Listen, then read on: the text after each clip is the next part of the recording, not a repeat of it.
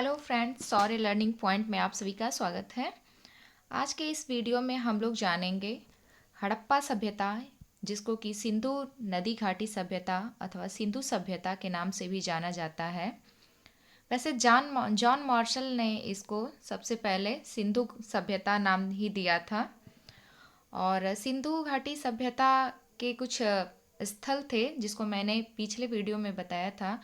और आज उन्हीं स्थलों से क्या क्या मिला उसके बारे में आज हम लोग जानेंगे। तो आइए देख लेते हैं आज के इस वीडियो में हड़प्पा सभ्यता के कुछ प्रमुख स्थल, जिसमें से एक इम्पॉर्टेंट है हड़प्पा हड़प्पा नामक स्थल। अब हड़प्पा नामक स्थल से हड़प्पा सभ्यता में क्या क्या मिला था उत्खनन के पश्चात, उसको देखते हैं।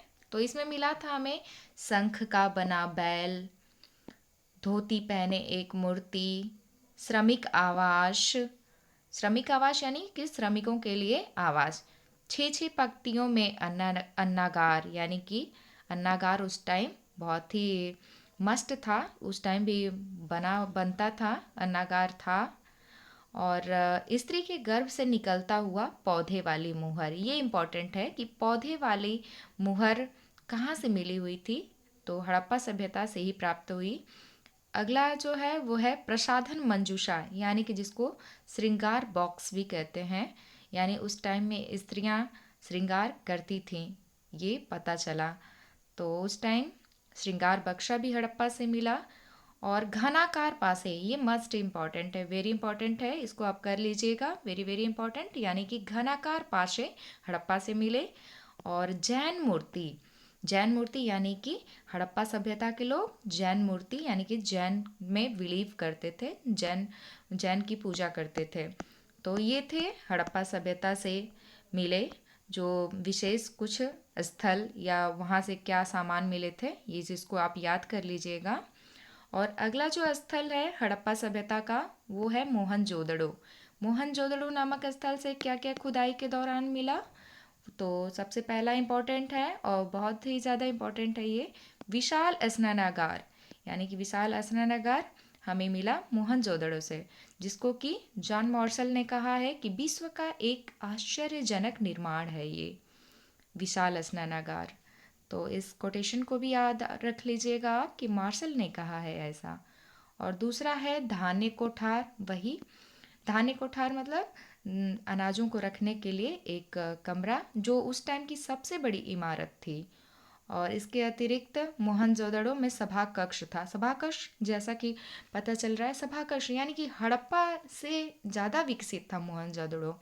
तो मोहनजोदड़ो में जो भी आप सामान देखेंगे वो थोड़ा सा उच्च कोटि के हैं, जैसे कि सभा कक्ष, महाविद्यालय, पुरोहित आवास, ईंट भट्ठा, यानी कि उस टाइम ईंटों को पकाने के लिए या बनाने के लिए ईंट भट्ठा इस्तेमाल होने लगा था।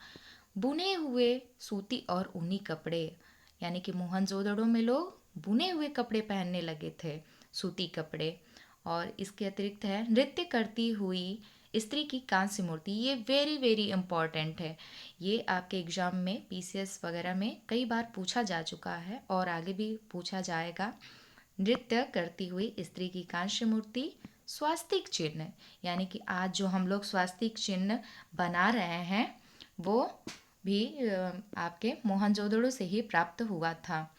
अगला है पशुपति शिव की मूर्ति, यानी कि अब हमें पता चलता है कि मोहनजोदड़ो में लोग किसकी पूजा करते थे, पशुपति शिव की मूर्ति की पूजा करते थे। और इसके अतिरिक्त वहाँ से मातृ देवी चित्रित मोहर भी हमें मिली है। तो ये आपका इम्पोर्टेंट है, वेरी वेरी इम्पोर्टेंट।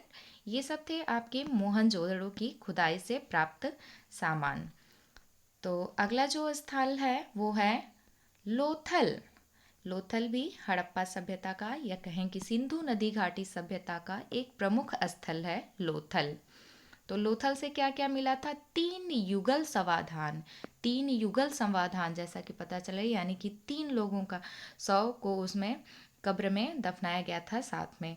तो ये इम्पोर्टेंट है, इसको आप देख लीजिएगा, 3 युगल समाधान। अगला है चावल के साक्ष्य, यानी कि लोथल से, ये भी वेरी वेरी इंपॉर्टेंट है, ये पीसीएस में आया हुआ क्वेश्चन है आपका कि चावल के साक्ष्य कहाँ से प्राप्त हुए थे, तो लोथल से। अगला है अन्न पीसने की चक्की, यानी कि लोथल नामक स्थल पर ये अन्न पीसने की चक्की प्राप्त हुई। अगला है तांबे की मुहर, तांबे की मुहर भी लोथल से प्राप्त हुई। दिशा मापक यंत्र, ये बहुत ही इम्पोर्टेंट चीज़ है।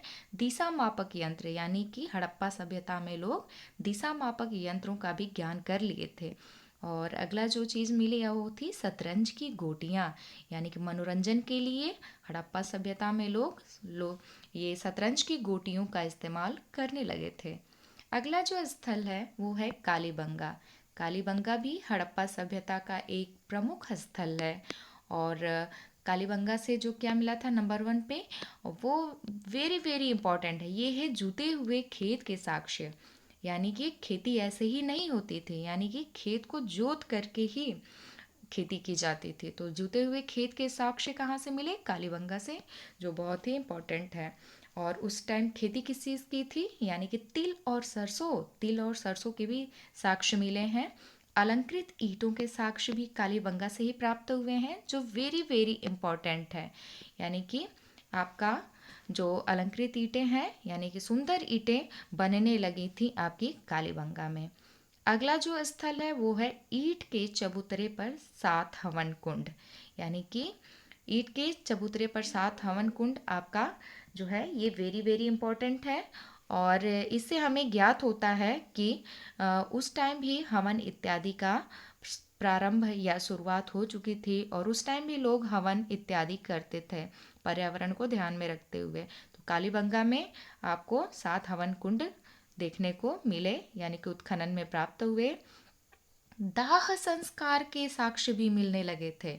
कहाँ, कालीबंगा में। यानी कि जो था शवों को हमने पढ़ा था कि दफनाया जाता था, लेकिन कालीबंगा में खुदाई के दौरान हमें ये भी ज्ञात हुआ कि उस टाइम दाह संस्कार के साक्ष्य भी थे, यानी दाह संस्कार भी शवों का किया जाता था। अगला जो प्रमुख स्थल है वो है चन्हू दड़ो। और चन्हू दड़ो मैं आपको बताऊंगी नहीं कि ये कहाँ है, क्योंकि मैं पिछले वीडियो में बता चुकी हूँ कि चन्हू दड़ो प्रेजेंट टाइम में कहाँ है। तो इसको जानने के लिए आपको मेरे पिछले वीडियो को देखना पड़ेगा। तो चन्हू दड़ों से क्या प्राप्त हुआ था, तो वक्राकार ईंटों के साक्ष्य, जो वेरी वेरी इंपॉर्टेंट है। यानी कि वक्राकार ईंटें आपको चन्हू दड़ों से प्राप्त हुई थी, यानी कि ये आपका उत्खनन के दौरान प्राप्त हुई थी। अगला जो है वो है कंघी, काजल, उस्तरा और लिपस्टिक, यानी कि ये सब प्रसाधन के साधन, सौंदर्य को बढ़ाने वाले या संसाधनों के रूप में इस्तेमाल किए जाने वाली चीज़ें, यानी कि जो आज हम लोग लिपस्टिक वगैरह या कंघी, ये सब काजल वगैरह इस्तेमाल कर रहे हैं, वो आज ही नहीं पहले भी थी। और जो हमें साक्ष्य के दौरान प्राप्त हुई, कहाँ से, खुदाई में चन्हू दड़ों है, चन्हू दड़ों से हमें ये प्राप्त हुआ। और 4 पहिए वाली गाड़ी, 4 पहिए वाली गाड़ी हमें चन्हू दड़ों से ही प्राप्त हुई थी उत्खनन के दौरान। अगला जो प्रमुख स्थल है वो है रोपड़। रोपड़ रोपड़ से हमें क्या प्राप्त हुई थी, तांबे की कुल्हाड़ी। यानी कि तांबे की कुल्हाड़ी प्राप्त होने का मतलब है कि उस दौरान, यानी कि हड़प्पा सभ्यता में तांबे का इस्तेमाल हुआ था, तभी तो तांबे की कुल्हाड़ी मिली हमें। और अगला जो स्थल है रोपड़ से हमें क्या प्राप्त हुआ, कब्र में मानव के साथ कुत्ते का साक्ष्य। ये वेरी वेरी इंपॉर्टेंट है, ये आपके एग्जाम में आया हुआ है, क्वेश्चन है कि कब्र में मानव के साथ कुत्ते को दफनाया हुआ साक्ष्य कहाँ से मिला, तो रोपड़ से। तो ये आप याद कर लीजिएगा, कुछ इम्पोर्टेंट फैक्ट्स थे जो आपके एग्ज़ाम में आते हैं। तो तब तक के लिए मिलते हैं हम लोग नए वीडियो में। और अगर आपको वीडियो पसंद आए तो आप लाइक और मेरे चैनल को सब्सक्राइब ज़रूर करें। तो बाय बाय।